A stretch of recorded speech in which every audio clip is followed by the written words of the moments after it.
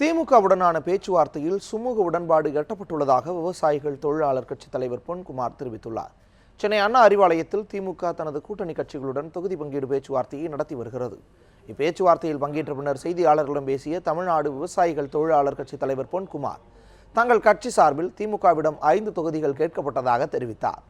தங்கள் கட்சி உதயசூரியன் சின்னத்தில் போட்டியிடும் என்றும் பொன்குமார் கூறினார்.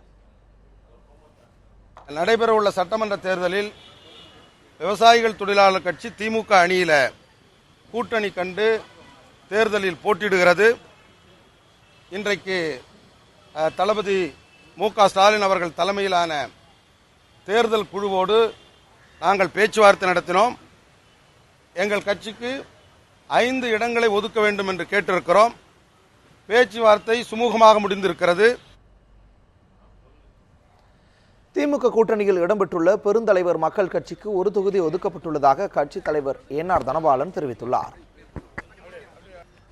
குறிப்பாக ஒரு 5 சீட்டுகளை நாங்கள் எதிர்பார்த்தோம் தருவார்கள் என்று. ஆனால் தளபதி அவர்கள் இந்த முறை நீங்கள் முதலில் ஜெயித்து சட்டமன்றத்திற்கு வாருங்கள், பின்பு இன்னும் உள்ளாட்சி தேர்தல் இருக்கிறது, வாரியம் இருக்க அனைத்து நம்ம செய்து கொள்ளலாம் என்று அவர்கள் அன்போடு சொன்ன காரணத்தினால் நாங்கள் ஏற்றுக்கொண்டு நிச்சயமாக இந்த சட்டமன்றத்தை பொறுத்தளவில், சட்டமன்ற தேர்தலை பொறுத்தளவில் திராவிட முன்னேற்ற கழகம் மிகப்பெரிய வெற்றியை பெறும் என்று எந்த விதமான ஐயப்பாடும் இல்லை.